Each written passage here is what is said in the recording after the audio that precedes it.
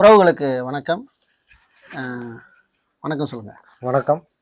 இன்றைக்கி நம்ம என்ன பார்க்க போகிறோம் அப்படின்னா, 2 தினங்களுக்கு முன்பதாக நம்ம 1970 வெளியிடப்பட்ட அந்த OSR டாக்குமெண்ட்ஸை இணையத்தில் எப்படி பார்க்குறதுன்னு ஒரு வீடியோ வெளியிட்டிருந்தோம். அதில் இனாம் நிலம் கொடுத்த அந்த டாக்குமெண்ட்டையும் பார்க்குறதுக்கான வாய்ப்பை நம்முடைய தமிழக அரசு தனியாக இணையதளம் உருவாக்கி வெளியிட்டிருந்தாங்க. அதை நம்ம வெளியிட்டிருந்தோம். அதில் ஒரு சில உறவுகள் கேள்வி பயங்கரமாக கேட்டு வச்சுருந்தீங்க. ஸோ எல்லாருக்கும் நம்ம கேள்வி டீட்டெயிலாக எழுத முடியல. அதனால் முக்கியமான கேள்விகளுக்கு நம்ம வீடியோ பதிவிடலாம் அப்படிங்கிற ஒரு எண்ணம் தான். அதனால தான் பாலாவும் நானும் அந்த கேள்விகளை உள்ளடக்கி பதில் சொல்லலாம் அப்படின்னு நாங்கள் இந்த வீடியோவில் இந்த முயற்சி எடுத்துருக்கோம். மேபி எல்லாம் எங்களுக்கு தெரியும் அப்படின்லாம் சொல்ல முடியாது. நாங்களும் அதை கற்றுக்கொண்டு தான் இருக்கிறோம். எங்களுக்கு தெரிந்த தகவலை நாங்கள் உங்களுக்கு சொல்கிறோம். மேபி இல்லைங்க இது இன்னும் கூடுதலாக இந்த தகவல் எனக்கு தெரியும் அப்படின்னு நீங்கள் சொல்லுவீங்கன்னா நிச்சயமாக அந்த கருத்துக்களையும் நீங்கள் பதிவிடுங்க. அதையும் நாங்கள் தெரிஞ்சு கொள்றதுக்கு வசதியாக இருக்கும் இல்லையா? சரி, ஓகே. இப்போ முதல் கேள்வி என்னன்னு கேட்டிங்கன்னா, தீனாகரன் அப்படின்னு சொல்லி போட்டிருக்காரு. இதில் எப்படி பழைய சொத்தின் உரிமையாளர் பெயரை கண்டுபிடிப்பது இந்த OSRல அப்படின்னு கேட்டிருக்காரு. இல்லை, அந்த OSRல மொத்தம் 14 காலம் இருக்கும். 14 காலத்தில் 13வது காலத்தில் ஓனரோட லிஸ்ட்டு எப்படின்னா மிராசுதாரர் லிஸ்ட்டு இருக்கும். அப்போயில மிராசுதாரர் ஜமீன்தார் அந்த வகையில் கட்டுப்பாட்டில் தான் இடம் இருக்கும். ஒரு 2000 ஏக்கர் இருக்குன்னா அதை ஒரு 15 பேர் கண்ட்ரோலில் இருக்கும். பிரிச்சு அதில் அந்த 13வது காலத்தில் யாரோட வகை அந்த அவங்களோட டீட்டெயில் இருக்கும். யார் அதுக்கு உரிமையாளர், அவங்களுக்கு கீழே எவ்வளோ இடம் இருக்கு, எவ்வளோ வரி, அந்த டீட்டெயில் இருக்கும். இவங்க என்ன நினைக்கிறாங்கன்னா, SLR போல அதே போல இந்த UDR போல தனித்தனி சர்வே நம்பருக்கும் உரிமையாளர் பேர் பார்க்க முடியும் போல அப்படின்னு நினைக்கிறாங்க. அந்த வெப்சைட்டே பழைய ஆவணத்தை நம்ம RTA கேட்டு வாங்குறதுக்கு பதிலாக அந்த OSR டாக்குமெண்ட்டை ஸ்கேன் பண்ணி அதை அப்லோட் பண்ணிருக்காங்க. அவ்வளவுதான். அமௌண்ட் மட்டும் நம்ம இப்ப நார்மலா பட்டா பத்தோன்னு எடுக்கிற மாதிரி எடுக்க முடியாது. அது ஃபுல் டாக்குமெண்ட் ஒரு மாவட்டமோ இல்ல கிராமமோ அந்த பதிவு ஏரியா கிராம அலுவலகத்தை பார்த்து தான் நம்ம அதை மென்ஷன் பண்ணணும். அதுல உள்ள டாக்குமெண்ட் எல்லாமே ஃபுல்லா ஆட்டோமேட்டிக்கா அது டவுன்லோட் ஆகி அதுல ஃபுல் லிஸ்ட்டுமே வந்துடும். 40 பேஜ் 50 பேஜ் அந்த மாதிரி தான் காட்டும். ஒட்டுமொத்தமா தான் காட்டும். தனித்தனியா பார்க்க முடியாது. கண்டிப்பா. அடுத்து என்ன கேக்குறாங்க, திருமூர்த்தி அப்படின்னு ஒரு சகோதரர், உங்கள் தகவலுக்கு நன்றி ஐயா. RSRஐ எப்படி பார்ப்பது, மீள்குடியேற்ற பதிவேடு அப்படின்னு சொல்லி அவர் போட்டிருக்காரு. RSR பாக்குறதுக்கு இந்த இணையதளத்துல அந்த லிஸ்ட் இல்ல. RSRல OSR இருக்கு, IFR இருக்கு, இன்னொரு கொஞ்சம் அரசாணைகள் உள்ள வச்சிருக்காங்க. அரசாணைகள் நிறைய இருக்கு. ஏற்கணக்குல ஒவ்வொரு வருஷம் போட்ட அரசாணைகள் இருக்கு. எந்த விதத்துல சொத்து RSR பார்க்கணும்னா ஒருவேளை சென்னை ஆவணக்காப்பகத்துல போகலாம். ஆட்டி வச்சு அது தனியா வாங்கிக்கலாம். இல்ல, அதுவுமே இன்னமே வரும். அதுவும் அப்டேட் பண்ணுவாங்க. இப்போதைக்கு ரீசனா இதுதான் இப்ப வந்திருக்கு. அடுத்து அதோட டாக்குமெண்ட் அடுத்து அப்படியே அப்லோட் ஆகும். ஓகே. இதுல இன்னொரு சகோதரர் என்ன கேட்டிருக்காங்கன்னா, இப்போ உள்ள சர்வே நம்பரை போட்டு எடுக்க முடியுமா? அதுதான் நம்ம ஃபர்ஸ்ட் கேள்விக்கே பதில் சொல்லிட்டோம் இல்லையா? நம்ம சையத் அப்துல்லா அப்படிங்கிற சகோதரர் கேட்டிருக்காரு. இப்போ உள்ள சர்வே நம்பரை போட்டு எடுக்க முடியாது. ஒரு மொத்தத்துல ஒரு கிராமத்துக்கான மொத்த டீட்டெயில் தான் வரும். தனித்தனியா எடுக்க முடியும். ஆமா. இன்னொரு சகோதரர் கேட்டிருக்காங்க, கருப்பணசாமியா கேட்டிருக்காங்க, வணக்கம், இந்த ஆவணங்களை நீங்கள் எடுத்து கொடுப்பீர்களா அப்படின்னு கேட்டிருக்காங்க. எடுத்து கொடுப்பீங்களான்னு எந்த முறையில் கேட்குறாங்கன்னு தெரியல. ஆக்சுவலி இப்போ நம்ம எங்களுக்கு கால் பண்ணி, இந்த செங்கல்பட்டு மாவட்டத்தில் ஒரு சகோதரி கால் பண்ணியிருந்தாங்க. அவங்களுக்கு பார்த்து அவங்க எந்த மாவட்டத்தில் இருந்தாங்க ஆரம்பத்தில் அப்படிங்கிறத பார்த்து அவங்களுக்கு ஆவணங்கள் எடுத்து தான் நாங்கள் கொடுத்தோம். மேபி நீங்கள் என்ன சொல்கிறது அப்படின்னா, நீங்கள் எது சார்ந்து எடுக்கும், எந்த ஊர் என்ன டீட்டெயில் அப்படின்னு சொன்னீங்கன்னா நாங்கள் ட்ரை பண்ணுறதுக்கு நாங்கள் முயற்சி பண்ணுறோம். இன்னொரு விஷயம் என்னன்னா, இந்த வெப்சைட்டில் மொத்தம் 9 மாவட்டமாக பிரிச்சிருக்காங்க. 9 மாவட்டமாக பிரித்து அதில் எப்படின்னா, ஒரு சில மாவட்டங்கள்லாம் இதுக்கு முன்னால மாவட்டம் பிரிக்கிறதுக்கு முன்னால கிராமமாவோ இல்லை ஊராட்சி வட்டாரமாவோ எப்படியோ இருந்திருக்கும். அதெல்லாம் எப்படின்னா ஒவ்வொரு ஹெட் ஆஃபீஸுக்கு கீழே ஒவ்வொரு தலைமை மாவட்டத்துக்கு கீழே உள்ள கிராமமா வச்சிருக்காங்க. பட் அதுல டேட்டா இல்லை. ஒரு சில மாவட்டத்துக்கு ராமநாதபுரம், புதுக்கோட்டை இதெல்லாம் எடுத்தீங்கன்னா திண்டுக்கல் டிஸ்ட்ரிக்ட் அந்த லைன்ல காட்டுமே தவிர உள்ள போனோமா டேட்டா இல்லை. அதெல்லாம் என்ன அப்லோட் பண்ணாம ஒரு சகோதரர் கூட கேட்டிருந்தாரு, ராமநாதபுரம் உள்ள போய் பார்த்தேன், திண்டுக்கல் மாவட்டத்துக்குள்ள இருந்துச்சு, ஆனா அது போய் பார்த்தா டேட்டா இல்லை. புதுக்கோட்டைங்க இருக்காது, சிவகங்கை இருக்காது. ஆனா லிஸ்ட் காட்டும், திண்டுக்கல் லிஸ்ட்ல காட்டும். பட் அது டேட்டா இருக்காது. ஆமா, இதை எப்படி ஒரு முழுக்க ஆனா தென்காசி லிஸ்ட் எடுத்தோம்னா ஃபுல் அண்ட் ஃபுல் சரௌண்டிங் கிடைக்குது உள்ள. தென்காசி லிஸ்ட் எடுத்து அதுல டேட்டா கிடைக்குது. எந்த டேட்டா? அந்த நம்ம OSRல OSR டீடைல் ஃபுல்லாவே அதுல பார்க்கலாம். இல்ல, தென்காசி ஏரியாவுக்கு மட்டும் தானே ஃபுல்லா இருக்கு. ஆமா, தென்காசியில ஃபுல்லாவே அப்லோட் பண்ணி. ஓகே. அடுத்து கோவில் லேண்ட் எப்படி செக் பண்ணணும் சார் அப்படின்னு சொல்லி கேட்டிருக்காங்க. கோவில் லேண்ட் எப்படி செக் பண்ணணும் அப்படின்னு ஒருத்தர் வந்து சக்தி அப்படின்னு சொல்லி கேட்டிருக்காங்க. ஆக்சுவலாக இது 3 கேட்டகரியில பிரிச்சிருக்காங்க. ம். எப்படின்னா இனாம்னா இனாம்னு ஈன்னு மென்ஷன் பண்ணியிருப்பாங்க ஒரு காலத்துல. ம். அதாவது 4வது காலத்துல கவர்மெண்ட் லேண்டா இல்ல இனாமா அந்த மாதிரி குறிச்சிருப்பாங்க. அதுல கவர்மெண்ட் லேண்ட் அரசு புறம்போக்கு அப்படின்னா ஜீன்னு வச்சிருப்பாங்க. ம். அதே இது இனாம் மாத்திருந்தாங்கன்னா ஈன்னு போட்டு வச்சிருப்பாங்க. இ. ஆமா. ம். அப்புறம் ஏரி பாசனங்கிறதுக்கு ஜீன்னு போட்டு வச்சிருப்பாங்க. கவர்மெண்ட். கவர்மெண்ட் அந்த 3 டீட்டெயில் மட்டும் தான் இருக்கும். அந்த இனாம்னா இனாம்னு காட்டியிருக்காங்க. ஈ போட்டிருக்கும். OSRல காட்டியிருக்காங்க. ஓஎஸ்எல்ல காட்டிருக்காங்க. ஏரினா டேங்குன்னு இருக்கும், ஏரின்னு இருக்கும்.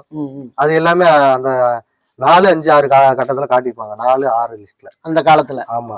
4ங்கிறது வந்து கவர்மெண்ட் லேண்ட், இனாம் இடம், கவர்மெண்ட் லேண்ட் அந்த மாதிரி ஓனர்ஸ் அந்த மாதிரி இது டீட்டெயில் வந்துடும். ஓகே. 6ங்கிறது அது ஏரி குளம் அந்த மாதிரி இது காட்டிடுவாங்க. அதே சமயத்துல இந்த IFR இருக்குல்ல, அதுல வந்து பார்க்க முடியுமா? வாய்ப்பு இருக்கா? IFR அது பார்க்கணும். அந்த லிஸ்ட் பார்க்கணும். அதை நம்ம எடுத்து செக் பண்ணி பார்த்தா தெரியும். இந்த வெப்சைட் ஓப்பன் ஆக மாட்டேங்குது அப்படின்னா, இல்லை அது ஓப்பன் ஆகிட்டு தான் இருக்குது. நாங்கள் கூட இப்போ கூட வந்து செக் பண்ணோம். FMB வரலான்னா என்ன செய்யறது அப்படின்னு சொல்லி ஒரு சகோதரர் கேட்டிருக்காங்க, ராஜ்குமார்னு சொல்லி. FMBனா இதுல வந்து FMB எப்படின்னா ஃபுல் ஒரு கிராமத்தோட FMB தான் இருக்கும். இப்போ வந்து செங்கல்பட்டுல செங்குன்றம்னு ஒரு ஏரியா எடுத்தோம்னா அதோட ஃபுல் மேப் இருக்கும். அதுல எந்தெந்த ஏரி இருக்கோ ஏரியை கணக்கு பண்ணி தான் அந்த இடங்கள் பிரிச்சிருக்காங்க. ஏரியோட நேம் இருக்கும். ஏரியை மென்ஷன் பண்ணி கண்டிப்பா அந்த ஃபுல் மேப் தான் இருக்கும். ஒவ்வொரு சர்வே நம்பருக்கும் ஒரு உட்பிரிவுக்கும் இருக்காது. இன்னைக்கு UDR உடைச்சு கண்ணா பின்னான்னு ஒவ்வொரு இடத்துக்கு FMB எடுக்கிற மாதிரி அந்த காலத்துல இருக்குன்னு கற்பனை பண்ணி பார்க்க. இல்ல அந்த மாதிரி. Okay okay okay okay. இதில் இந்த வெப்சைட் மொபைலில் ஒர்க் ஆகுதா அப்படின்னு ஒரு சகோதரர் வந்து செல்வராஜான்னு நினைக்கிறேன், அவங்க கேட்டிருக்காங்க. கண்டிப்பாக மொபைலில் ஒர்க் ஆகுது. மேபி மொபைலை யூஸ் பண்ணும்போது நீங்கள் வந்து இந்த இப்படி டைப்பாக யூஸ் பண்ணாமல் இப்படி திருப்பி வச்சு நீங்கள் மொபைல் வந்து யூஸ் பண்ணும்போது நிறைய விஷயங்கள் வந்து உங்களுக்கு அதில் பிடிபடும், புரியும். அதனால் செவ்வக வடிவில் மொபைலை வச்சு நீங்கள் வந்து யூஸ் பண்ணுங்கள் அப்படிங்கிறதையும் நாங்கள் தெரிவிச்சுக்கிறோம். ஓகே. இதில் இன்னொரு சகோதரர் கேட்டிருக்காரு, அண்ணா எங்கள் கிராமத்திற்கு OSR காப்பி வரவில்லை. தற்போது திருவண்ணாமலை மாவட்டம் போலூர் வட்டம் கடலூர் கிராமம். அப்போது வந்து நார்த்தார்காடு போலூர் தாலுகா கடலூர் கிராமம். எந்த பதிவும் வரவில்லை. அதை பற்றி தெரிந்தா சொல்லுங்க அண்ணா அப்படின்னு கேட்டிருக்காரு. செக் பண்ணி என்ன சொல்லுவோம், அது உள்ள நம்ம போய் டேட்டா எடுத்துக்கிறோம். பேரரசு அப்படின்னு ஒரு சகோதரர் கேட்டிருக்காரு. சவுத் ஆர்காடு ரெண்டுமே உள்ள போய் செக் பண்ணிட்டு என்ன சொல்லுவோம். ஓகே, நாங்க அடுத்த வீடியோல அதே மாதிரி கோவிலுங்கிற டேட்டாக்கு வந்து பகோடாவோ என்னமோ இங்கிலீஷ்ல எழுதியிருக்கும். அது இருக்கு 14வது காலத்தை பார்த்தா ஃபுல்லாவே டேட்டல் தெரியும். ஓ சரி சரி.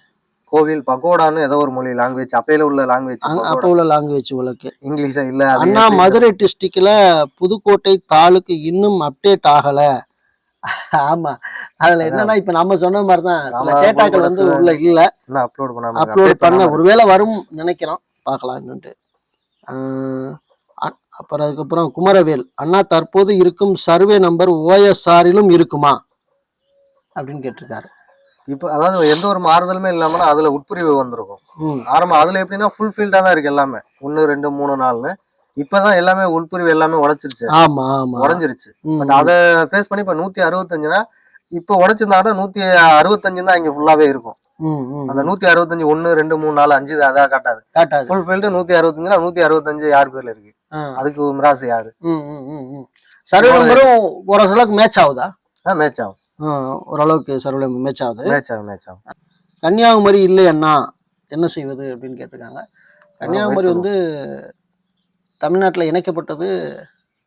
ஆமா, அதுக்கப்புறம் தான். ஆமா, எப்படி தமிழ்நாட்டுல இணைச்சதுக்கு அப்புறம் இதுல கணக்கு எல்லாம் கேரளா சார்ந்து இருக்குமா? கேரளா சார்ந்து இருக்குமா இல்ல பார்க்கலாம். நம்ம அதை செக் பண்ணி பார்க்கலாம். நம்ம அதை செக் பண்ணி பார்ப்போம். ஓகே, அது எங்க வருதுன்னு பார்க்கலாம். OSRல எங்க கிராமம் வரவில்லை, என்ன செய்வது மற்றும் எப்படி வாங்குவது என்று ஒருத்தர் கேட்டிருக்காரு. அது OSR கிராமத்துல வராது அப்படின்னு ஒரு சகோதரர் அதுக்கு ரிப்ளை கொடுத்துருக்காரு. OSR வந்து OSRக்கு வந்து எல்லா அந்த நேரத்துல வந்து எல்லா மாவட்டத்திலையும் வந்து கணக்கு எடுத்தான்னு சொல்ல முடியாது. OSR விடுதல் நடந்திருக்கு. அதான் சொல்றேன், சர்வேல மிஸ்டேக் இருக்கு, அடுத்தடுத்து சர்வே பண்றாங்க. OSR வந்து எல்லா மாவட்டத்துக்கு இல்லைன்னு வருத்தப்படவும் கூடாது.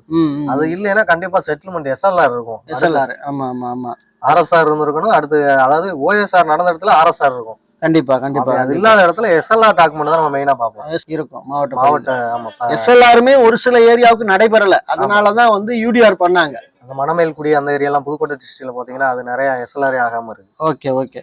அதனால அந்தந்த ஏரியாவுக்கு என்னென்ன சர்வே நடந்துச்சு அப்படிங்கிறத நம்ம தெரிஞ்சுக்கணும். நம்ம ஏரியாவுக்கு டேட்டாஸ் இல்லைன்னா உண்மையிலே நம்ம ஏரியாவுக்கு வந்து இந்த மாதிரி எஸ்எல்ஆர் நடந்துச்சா, சர்வே நடந்துச்சா, ஓஎஸ்ஆர் ஆர்எஸ்ஆர் சர்வே நடந்துச்சா அப்படிங்கிறத முதல்ல நம்ம தெரிந்து கொள்ள வேண்டியது அவசியமா இருக்கு. எந்தெந்த ஏரியாவில் அப்படி நடந்துச்சு அப்படிங்கிற ஒரு வேலை மேபி நமக்கு டீட்டெயில் கிடைக்கும்னா நம்ம அதை கூட தெளிவான ஒரு வீடியோ போடலாம். அக்கௌண்ட் வந்து டீஆக்டிவேட் என வருகிறது, எதனால் வருது அப்படின்னு குமாரவேல் அப்படின்னு ஒரு சகோதரர் கேட்டிருக்காரு. அக்கௌண்ட் டீஆக்டிவேட்னு வருது அப்படின்ட்டாரு. ஒருவேளை நெட்வொர்க் ப்ராப்ளமா இருக்கலாம்.